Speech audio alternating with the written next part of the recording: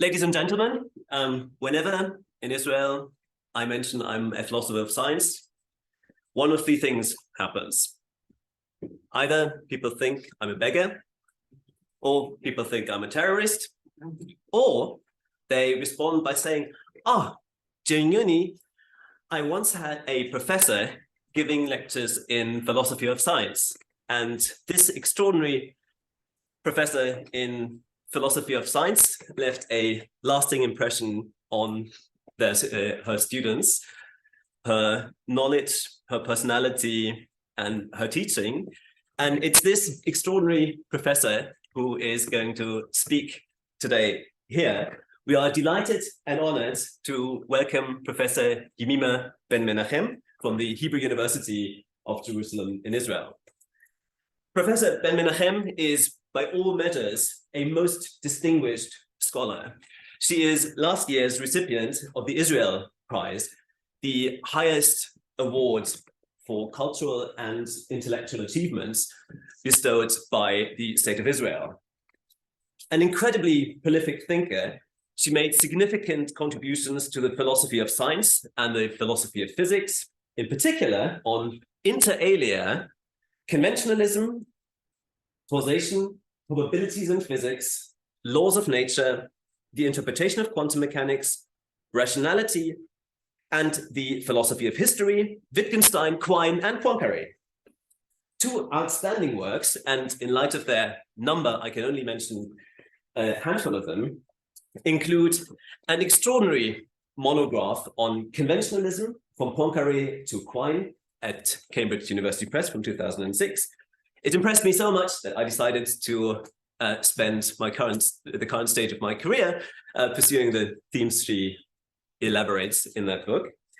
And the second paper, the second monograph I want to mention, is a profound and highly original book that analyzes causality, causation in science, published by Princeton University Press 2018, which rekindled my and many other people's interest in causality that John Norton had almost extinguished. A handful of papers of hers that I'd like to draw attention to are why Reichenbach wasn't entirely wrong and Poincaré was almost right about geometric conventionalism. Where you appear first. The Rule of Law, Natural, Human, and Divine, also published in Studies with her husband, Yemima Ben-Menahem. Professor Ben-Menahem is also here in the audience today. If counterfactuals were excluded from historical reasoning, in the Journal of Philosophy of History from 2016. The PBR theorem, who studied it on in Studies in the History and Philosophy of Modern Physics, 2017. The Web and the Tree, Quine and James on the Growth of Knowledge from 2016.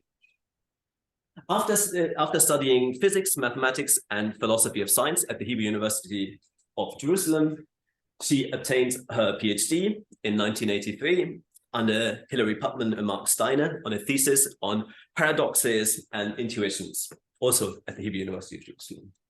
She quickly rose the ranks at the Hebrew University from lecturer to professor, holding chair for the HPS program at the Hebrew University, and acting as the director of the Edelstein Center for the History and Philosophy of Science, Technology, and Medicine, which had inter alios our absent Simon Saunders once as a fellow. She's held research fellowships at Harvard, Stanford, Sydney University, and MIT. Since 2004, she's a member of the editorial board of the Einstein Papers Project at Caltech.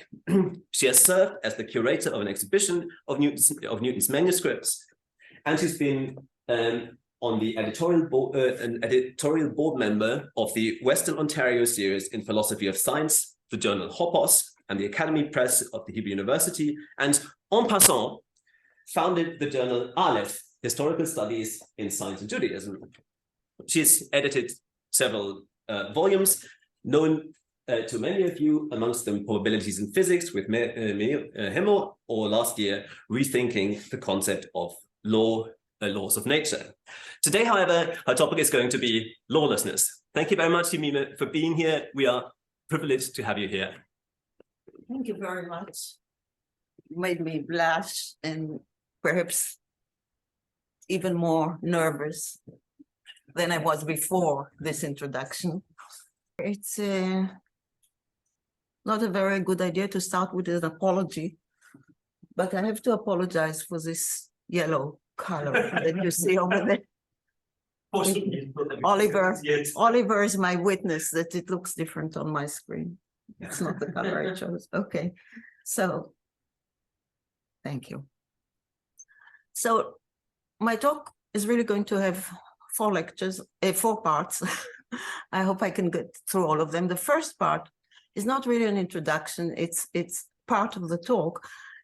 Because before I want to get to lawlessness and the 3 kinds of lawlessness that I want to talk about, I want to talk a little bit about laws and why should we worry about them, and motivate perhaps a little bit this idea of rethinking the concept of law of nature. And my own angle on rethinking the concept of law of nature will then be to find places where we can find islands of lawlessness or certain aspects that seem to us lawless or whatever. So we'll get to that, but I'll start with laws. So there are 2 kinds of reasons for taking a fresh look at the concept of law of nature. One deriving from theoretical and practical changes in science, the other motivated by philosophical concerns over the traditional concept of natural law. So we have the common picture of a law of nature, right? Or we can say the stereotype of a law of nature. The laws are universal and eternal. Together with initial conditions, they enable, at least in principle, the prediction and explanation of events and processes falling under their purview. And thus, laws organize the immense multitude of diverse phenomena into a unified structure that achieve explanatory, aesthetic, and practical goals. It is usually also part of the common notion of natural law that some laws are more fundamental than others, the latter being derivable from the former or reducible to them.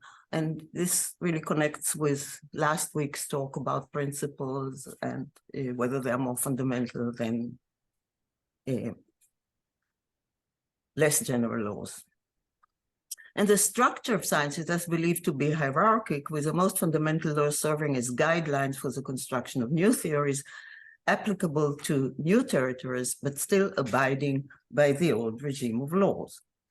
And there are also traditional distinctions between laws and initial conditions, and between dynamical laws and the kinematics. And we can begin to ask whether the laws that we know really satisfy this stereotype of traditional law of nature.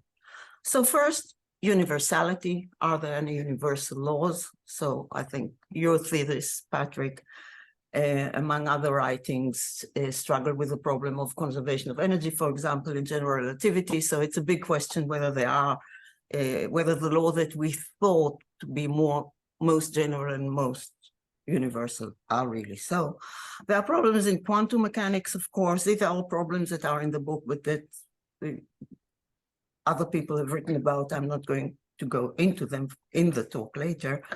But the problem in quantum mechanics, where there are many interpretations, of course, but the idea that we have an interpretation where the laws of quantum mechanics do not refer to events and processes that take place in the world, but as cataloging the probabilities that should be assigned by rational observers to measurement results, is really a very radical deviation from the traditional law of nature. This is the epistemic interpretation is the most radical deviation. The other interpretations here in Oxford, I think there aren't many friends of the epistemic interpretation, but the epistemic interpretation is a very radical deviation from the standard.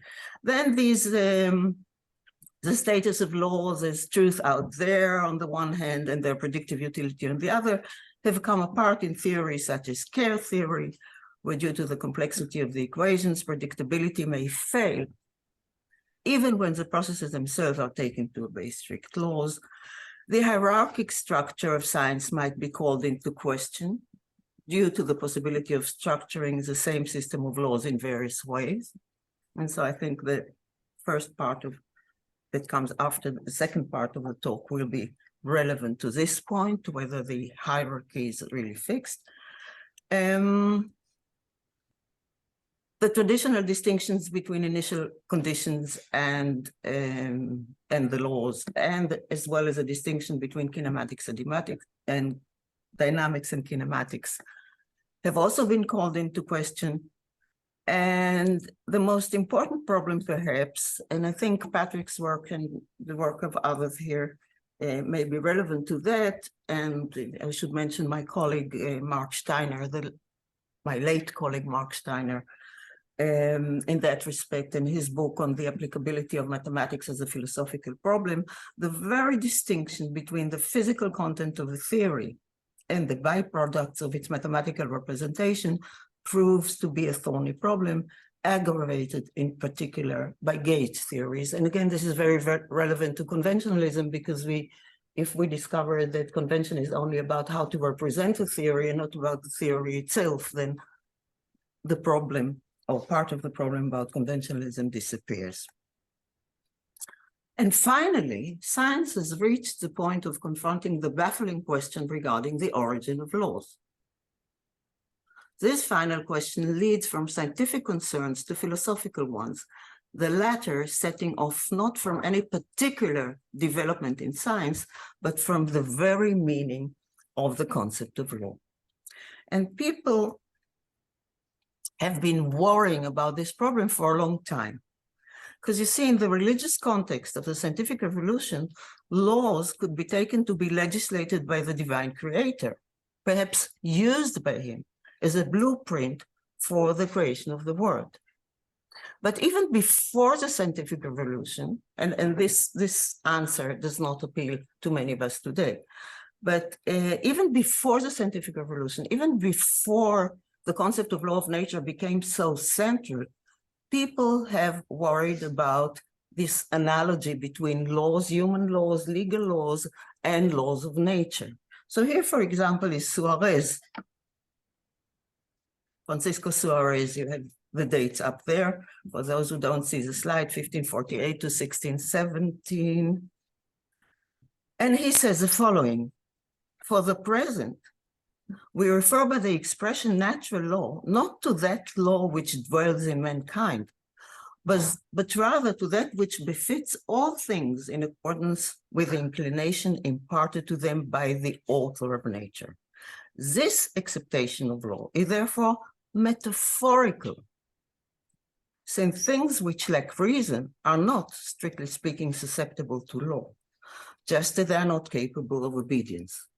Accordingly, the efficacy of divine power and the natural necessity resulting therefrom in this connection are metaphorically given the name of law. So this is Suarez. Earlier on, Spinoza repeats it, Boyle repeats it. The meaning of law is metaphorical. And what worries people, what worried Suarez and worried Aquinas before him even, was the notion of obedience. How can nature obey or disobey a law if nature is not a conscious entity? But I think later we should worry more about the legislator or the legislation aspect of laws than about the obedience. Okay, we don't have to ascribe to nature the obedience, but what is the origin of law? Who legislated them? How did they come about?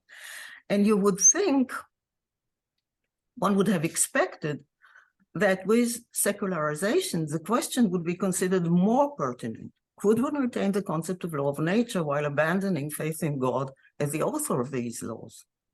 In fact, interest in the question has waned.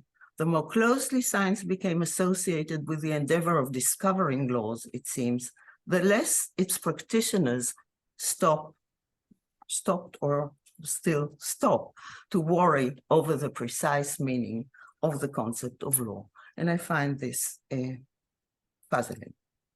Now, of course, some of the philosophers are different. I was talking about the scientists ignoring the best system account offered by David Lewis generated a significant change. Lewis urged, as you know, Humean supervenience. the doctrine that all there is to the world is a vast mosaic of local matters of fact. Just one little thing, and then another. And laws, accordingly, have no ontological standing beyond actual facts. Rather than governing nature, laws are our way of organizing the facts into useful and simple structures. So when Suarez was talking about the metaphorical meaning of law, metaphors are intriguing. We can say something is a metaphor. Man was created in the image of God is a metaphor, wonderful. But then what is it a metaphor for? So I think the same problem arises with regard to the laws of nature. If the notion of law is metaphorical in the context of natural laws, what is it a metaphor for? So here is one answer, just one little thing and then another. And there are, of course, opinions who disagree with this account, and the deflationary account of laws has been critiqued by philosophers such as Tim Maudlin, who seek to retain the fundamentality of laws.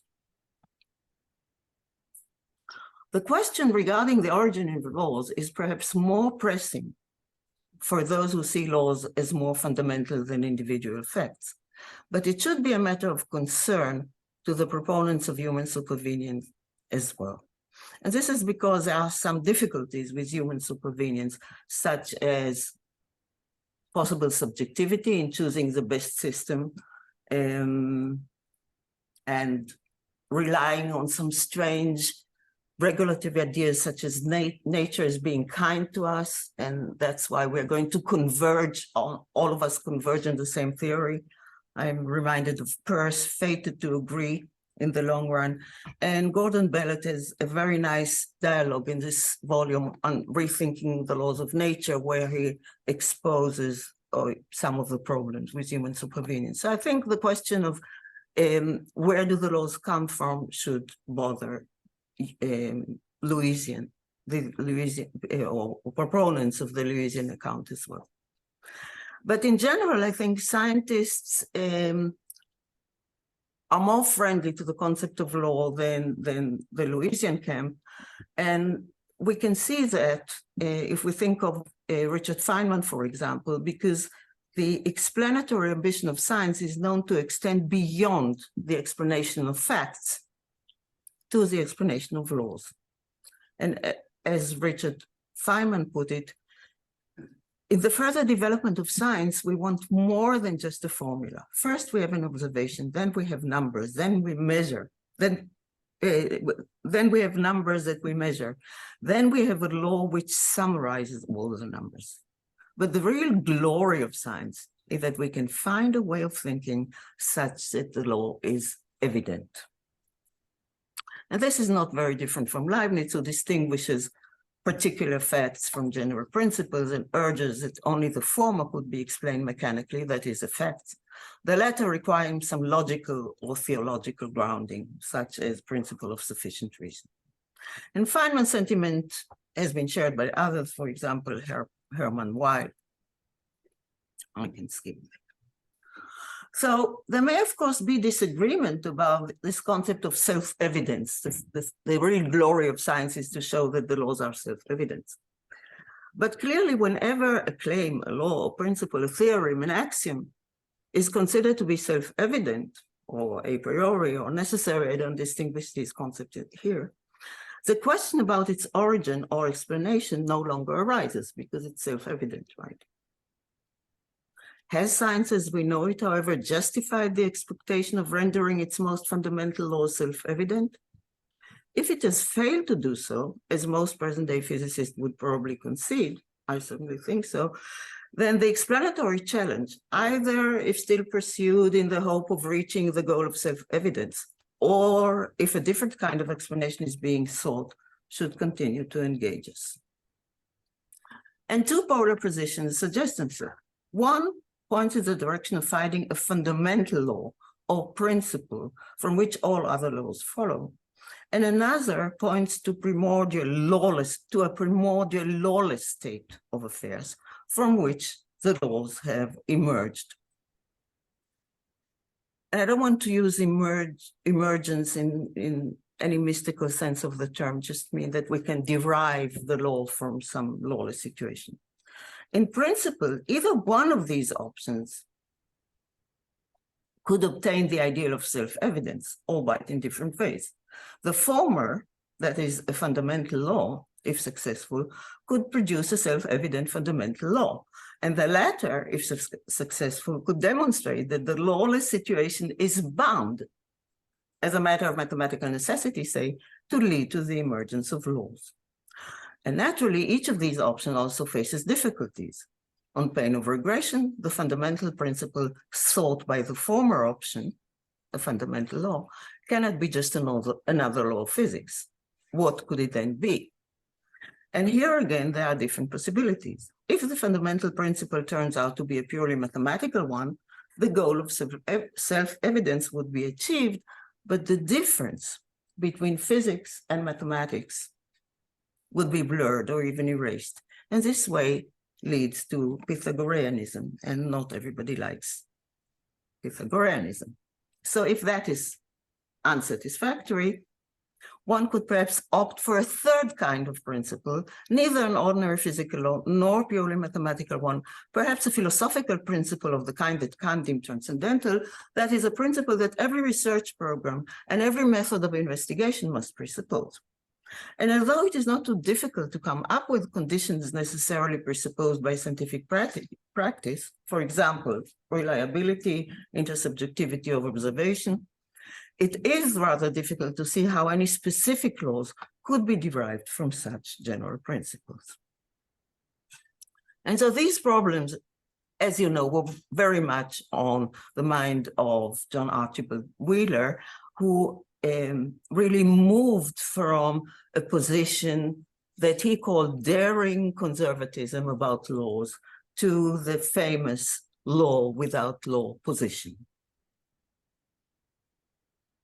And in this volume, there is a very nice paper by Alex Bloom and Stefano Furlan about the history, the evolution of Wheeler's thoughts on this subject. But famously,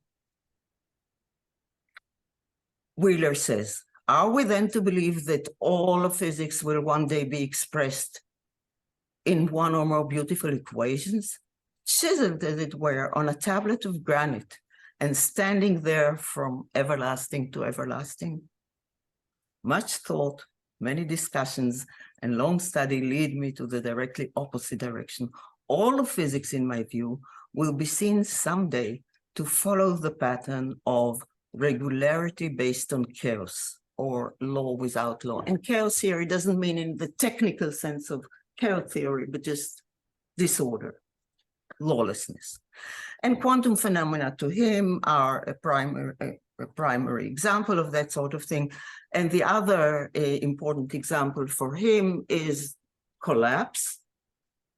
He says the closed universe of Einstein's general relativity undergoes gravitational collapse. In that collapse, classical space and time themselves come to an end. With their end, the framework falls down for everything that one has ever called the law of physics. Nothing that relativity has ever predicted is more revolutionary than collapse. And nothing that collapse puts into question is more central than the very possibility of any enduring laws of physics. So I will leave Wheeler's general question about the origin of laws unanswered, but I will address three more limited questions. First one, are there any examples of a derivation of specific laws from an underlying level that is lawless or nearly lawless? Because Wheeler's project is enormous, right? To do something like that to all the laws we know.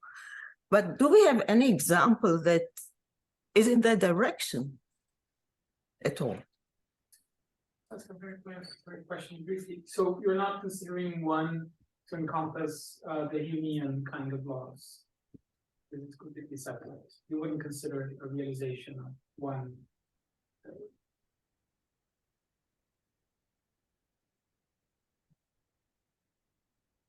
Sorry, I'm afraid I didn't get the question. What we usually call Humean laws, you wouldn't consider Human supervenience, the idea of human supervenience, yeah. An abstraction of patterns from something where there are no generative laws, you wouldn't consider that a realization of one. But even if you think in terms of human supervenience, it would be interesting for you to know, for example, what I want to describe now, Feynman's derivation of principles that we think are very, very fundamental, to see how you could derive them from a certain situation.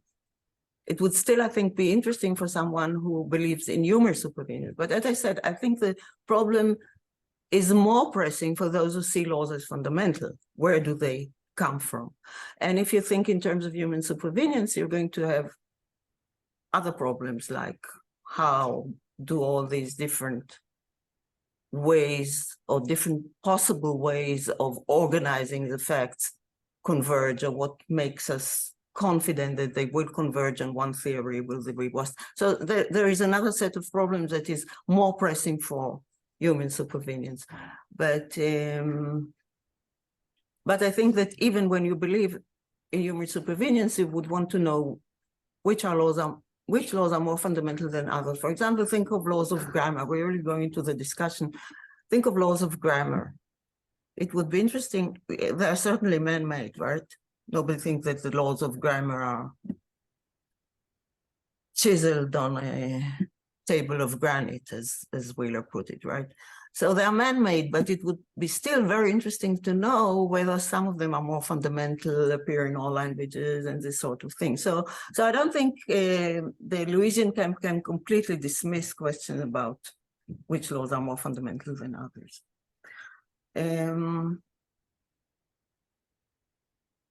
So this would be my first question. Is there a good example? And I'll give an example, but it's not a perfect example of lawlessness, but it's still, I think, very illuminating.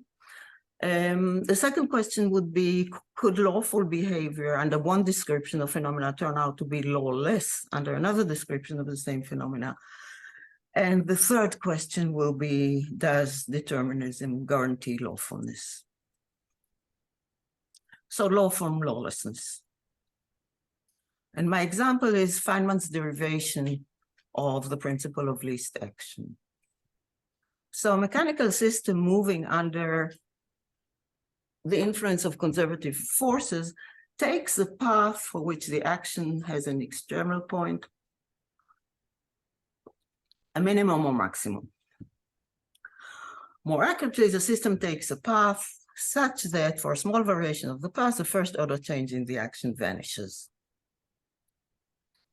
And I think you all know this since this is a philosophy of physics seminar. In classical mechanics, we have the Lagrangian and the principle. So the action is the integral over time of the difference between the potential and kinetic energies. And the principle says that the system moves under a path such that a small variation of the path, the first order change in the integral is 0. And the question that has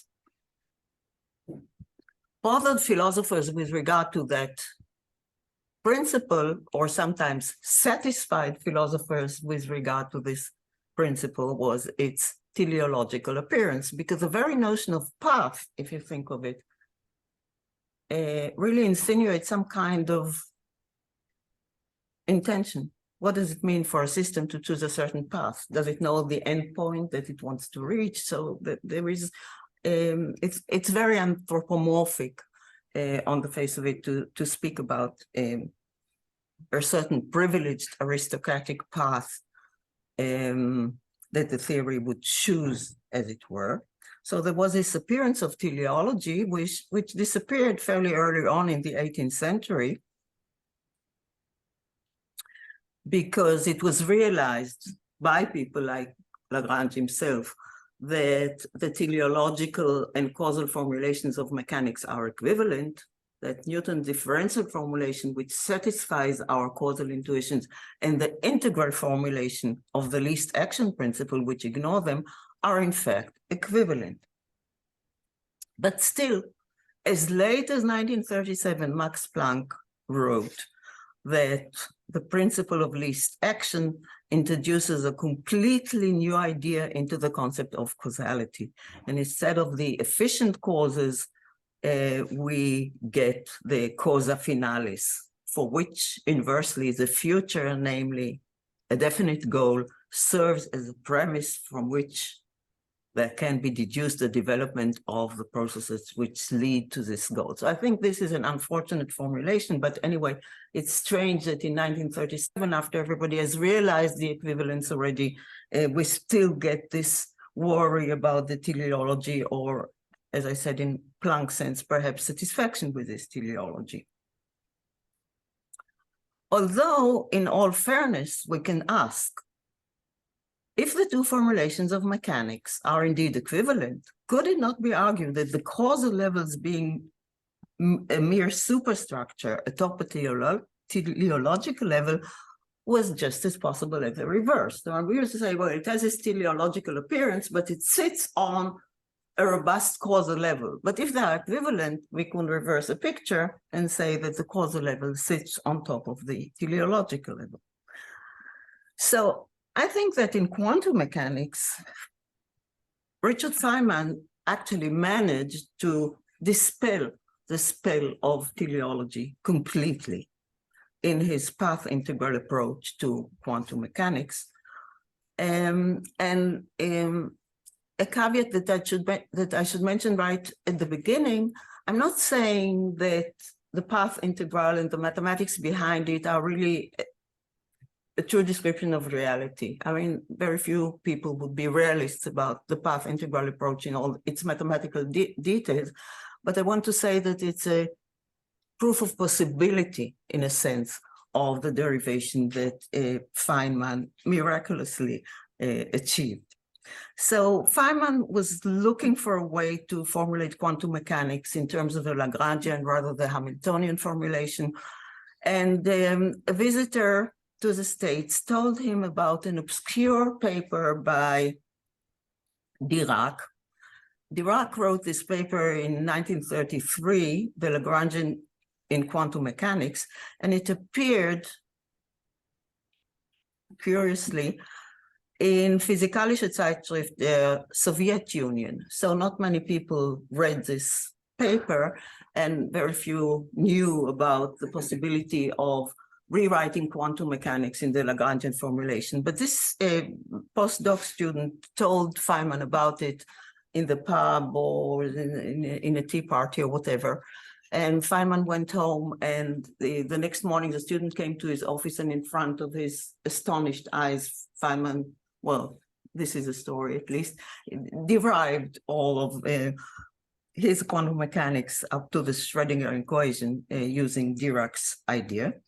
And Dirac proposed the correspondence between a certain function of the classical action and the quantum mechanical transformation metrics, which govern the wave function's transition from one instant to another. So he observed that the e to the 2 pi I over h multiplied by the classical action corresponds to the transformation matrix. And Feynman says in his Nobel lecture, the path integral approach was beautiful. Remember, before he talked about glory, and here he talks about the beauty of the path integral. The behavior of nature is determined by saying her whole space-time path. The behavior of nature is determined by saying her whole space-time path has a certain character. And Feynman, as he put it, fell deeply in love with this approach. So the idea was that probability amplitude of an event is a sum of the amplitudes of every possible way in which the event can occur. And each possibility is represented by a path, and each path is assigned a probability attitude. Thus, a photon traveling from a source to a particular point on the screen can reach that point by infinitely many paths, each one correlated with the probability amplitude. And the total probability amplitude of the event, in this case, the photon reaching the designated point, is a sum of the probability amplitude assigned to the possible path, namely the integral of the amplitude over all possible paths. And now the different paths that are integrated over thus have different phases. And at the classical limit, the classical action is so large in proportion to h that in general, even a small variation of the action amounts to a large difference in the path, expressed in quantum units. Path and probability amplitude that are close to one another in classical terms may thus still differ considerably in phase. These differences are reflected in the phases rapidly changing its sign between early paths. Consequently, the majority of paths will be cancelled out by paths with similar classical action, but opposite phase. And when we approach the stationary point, where a small variation of the path does not alter the first order of the action, the phase no longer oscillates, and amplitudes, paths, are no longer cancelled out. On the contrary, here the different amplitudes add up, which means that the probability amplitude is largest around the stationary point, and the classical principle of least action is recovered. And I think it is here for the first time that the principle of least action is given an explanation that completely defeats the teleological interpretation and has accompanied the principle for more than 2 centuries. And more importantly for our point, we get an account of the emergence of a law from an underlying situation where everything that can happen does happen. So I think it's a wonderful example, and I think Wheeler should have been very happy with this example, but I don't know whether it was or not, because Alex Bloom and Stefano Furlan's paper does not get that far in the archive, so we don't know yet what the reaction of Wheeler was to this derivation of Feynman's. But so I think it's a kind of example, but it's of course not from complete lawlessness, because there are certain assumptions, physical assumptions here that Feynman makes. And there are also assumptions in terms of probability, the probability measure that one has to use in order to get quantum mechanics. And these are assumptions. So it's not from a complete chaos as Wheeler would have wanted it to be, but it's still different, I think, if you think of it, different than the derivation of in statistical mechanics of thermodynamics, say, from the underlying deterministic level of classical mechanics. Never mind that the derivation is not complete and there are problems about the reduction of directionality in statistical mechanics. Let's say we do have a reduction. It is still very different, because in statistical mechanics, we have the fully deterministic level of classical mechanics, and we derive the probabilistic laws on the higher level of description, right? We get the second law of thermodynamics, which in statistical mechanics is a probabilistic law. So this is a completely different situation from the situation where Feynman derives the law of classical mechanics. That is a very general law, not a probabilistic law, from an underlying situation where you work only with probabilities. It's quite the reverse kind of reduction or derivation. So as I said, it's an emergence of law, but not in any mysterious way.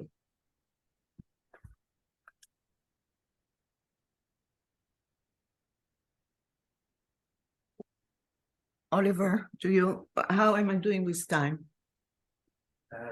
You've got a good 20 minutes if you want to, given the interruptions. Okay. I'm wondering whether I should go very quickly over this and leave some of the discussion of the second part about could lawful behavior under one description of phenomena turn out to be lawless under another description of the same phenomena.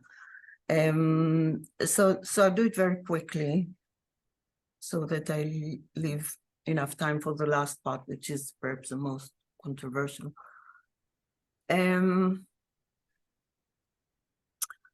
So I think you're familiar with Davidson anomalous monism. So it's more than introducing his kind of anomalous monism for the mental. I want to look at one of the critiques that is usually made of this idea that there is something that is lawless or beyond the regime of law in our world. So I want to look at the critique of this claim, but I have to go just to remind ourselves of the claim. So Davidson is a monist. He thinks there's only one kind of entity. He's not a dualist. Mental events are just physical events under a mental description. So the only thing that distinguishes a physical event from a mental event also is a physical event, but it also has a mental descriptions. And Davidson concedes, of course, that there are causal relations between the mental and the physical. And he is a Humean, so we think Humean not in the sense of the account of law of nature, but he's a Humean in his understanding of causation, meaning that causal relations are characterized in terms of regularity or lawfulness. And the identity thesis that I mentioned, every mental event is a physical event, and yet he thinks there are no mental laws. So how does this work? It's a kind of hocus pocus, right? So it works because for Davidson is deeply aware of the fact that explanations are always under a description. And we know that from our high school missions, we didn't have a certain, some data was missing, and it's probably because we didn't know what the initial velocity was and so on and so forth. So in order to derive what you want to derive, we need to have the right description of our explanandum. The explanandum should, in its description, match the predicates appearing in the laws. And because he thinks mental events are multiply realized by physical events. So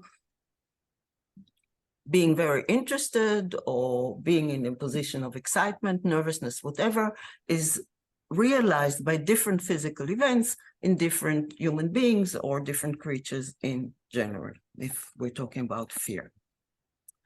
So we get something in the world that is lawless, mental events. But people worry.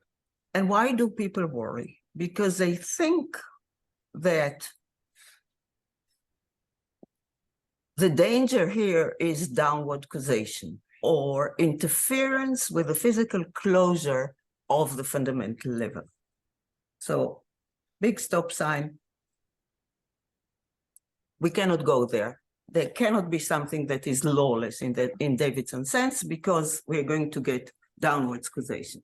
So here is Kim. It's a very old, his papers were written in the 90s, and some of them even before that. But it's still an argument that one hears again and again. So that's why I'm quoting him. I shall argue, says Kim, that non-reductive physicalism and its more generalized companion, emergentism, are vulnerable to similar difficulties, similar to those of traditional dualism. In particular, it will be seen that the physical causal closure remains very much a problem within the stratified ontology of non-reductionism. Specifically, Kim construes the non-reductive physicalist as claiming that higher level processes, and now listen to that, take on a causal life of their own and begin to exercise causal influence downward to affect what goes on in the underlying physical biological process. So let's take a closer look at Kim. Suppose with Kim that a higher level property M is causally efficacious with respect to another higher level property M star. So you see M is the cause of M star, supposedly. And these higher level properties are instantiated by P and P star, which are physical events. And then, says Kim, we seem to have two distinct and independent answers to the question of why is this instant of M star present? Ex hypothesis, it is there. I continue the quotation, right? Ex hypothesis, it is there because an instant of M caused it. But there is another answer. It's there because P star physically realizes M star, and P star is instantiated on this occasion. So you see, we have two explanations for M star, one that M caused it and the other one that P caused it. And that's no good. is it plausible? I continue to quote, is it plausible to suppose that the joint presence of M and P star is responsible for the instantiation of M star? No, because this contradicts the claim that M star is realized by P star. This claim implies that P star is sufficient to bring about M star. So we have a kind of overdetermination that Kim says is unacceptable. But note that Kim conflates instantiation and causation. Instantiation is an identity, not a causal relation between two different events. So if you go back there, M star is really the same event as P under a different kind of description. P star is not the cause of M star, it's identical with M star, whereas P may be the cause of P star, and in that respect, M can be said to be the cause of M star. But there's no overdetermination in this example. There is no violation of the causal closure, and it's just, I think, maybe a category mistake. I don't know whether it answers exactly the definition of category mistake, but it just conflates identity and causation. And note that here it is a reductionist who slips back into dualism, as if the upper level neighbors disturb the downstairs neighbors and interfere with what they do. And these are not two different levels of reality, they're just two different levels of description. And this distinction is very important. So I think the worry of the reductionist is the wrong worry, and we can have a multiple realizability, as Davidson says. We still may want to deviate a little bit from Davidson or to amend his position, but I leave that for the discussion. Okay, so my last question, lawlessness in a deterministic world. Is it possible? If you think of it for a moment, we usually assume if our best theory of the world is deterministic, then our best theory of the world is lawful, right? Laws and determinism are very closely linked in our minds. So here are two theories. Can you tell which of them is random? Just to wake you up. Okay, so one of them is just the natural numbers in the binary representation, and the other one is the one I scribbled. I tried. I don't know whether it is random. If the world is deterministic, it's not random. But this one is definitely not random, although it looks random. So Gregory Chaitin, together with Ray Solomonov and Andrei Kolmogorov, not together because they worked independently, it's a misformulation, are the founding fathers of a subject called algorithmic complexity, or Kolmogorov complexity, or algorithmic information theory. And they introduced a new definition of the concept of randomness. Crucially,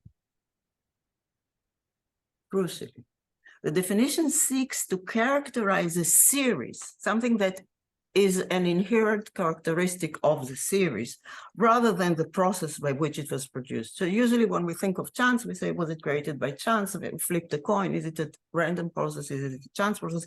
It doesn't matter to them, to their new definition of randomness, we're looking at the series.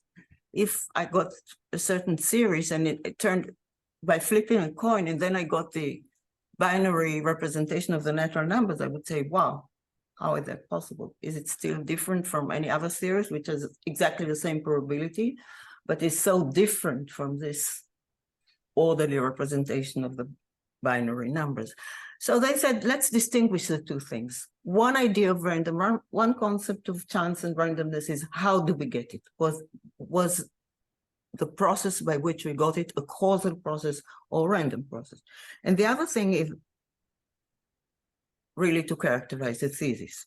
So the crux of Chaitin, Kolmogorov, and Solomonov definition is a distinction between sequences that can be computed by means of a general law, a mathematical formula, or an algorithm directly connecting every member of the sequence with every other member, and sequences where no such law exists.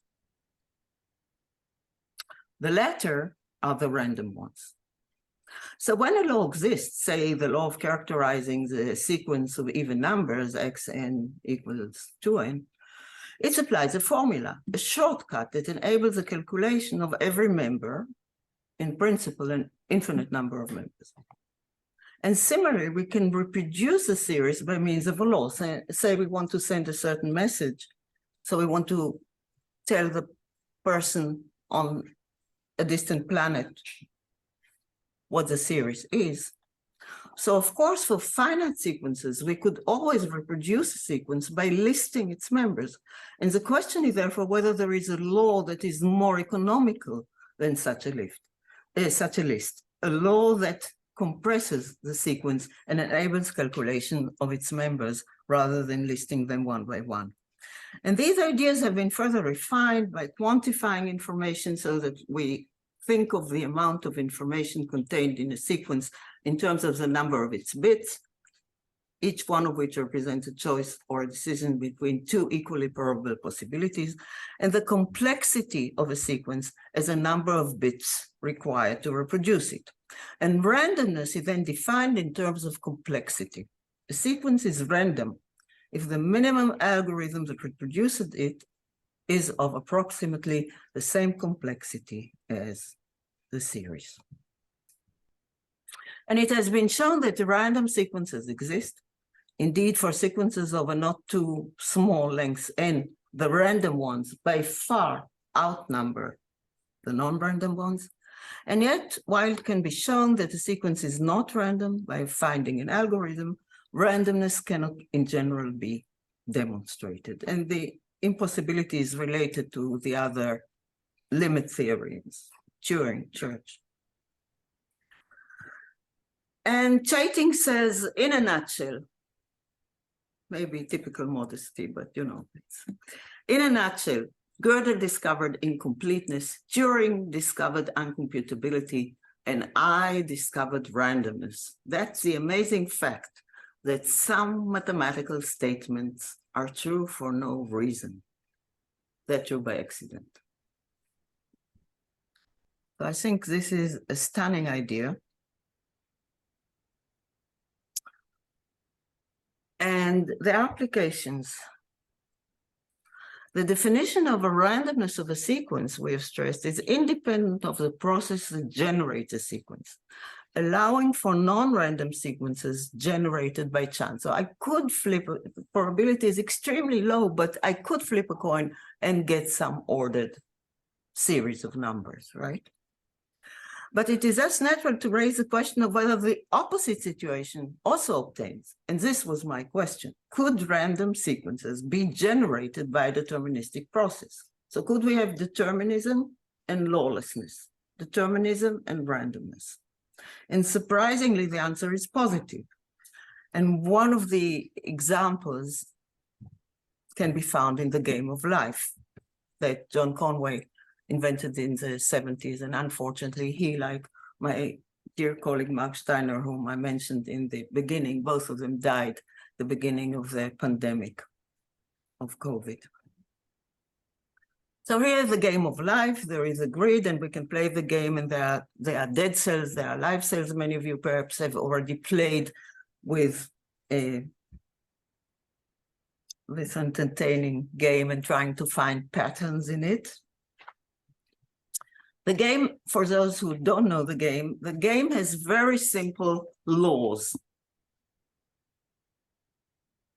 A living cell, so there are black and white cells or dead and alive cells. Each cell has 8 neighbors, so we also count the diagonal neighbors. And the rules are the following. You can change the rules too, but the standard rules are the following. Remember that I think he invented the game with paper and pencil before computers. I found this, not before computers, but he did it with pencil. And find it amazing. A living cell in any stage n of the game remains alive in the next stage n+1 if and only if in stage n it has at least 2 living neighbors. And a dead cell in any stage n of the game becomes alive in the next stage n+1 if and only if in stage n it has 3 living neighbors. And a cell can also die of crowdedness or whatever you want to call it. So if you look at this screen, so the top and the bottom cells here will die in the next stage, and the one to the sides, because they have 3 living members, the one that are marked with an X, they will come alive. So in this simple case, we know what the pattern will be in the next stage, and we know what it will be in any other stage. We can calculate that. So this will not be an example of randomness. But for many initial conditions, it is random. So in the game of life, every step is uniquely determined by the game's update function together with the configuration reached in the previous step. And the game is therefore deterministic. At the same time, it is undecidable, which means that given an initial pattern and a later pattern, no algorithm exists that can tell whether the later pattern is ever going to appear. So again, in some specific cases, we know there is a cycle, but not in general. So since for many initial configurations, there are no shortcut laws, the game exhibits randomness in the Chaitin-Kolmogorov sense. So it exhibits a deterministic situation, but a lawless situation. And we can ask, and I end with this question, does lawfulness in this sense give us a certain sense of freedom, some leeway between libertarian sense and compatibilist sense? And I'll end with that. Thank you very much.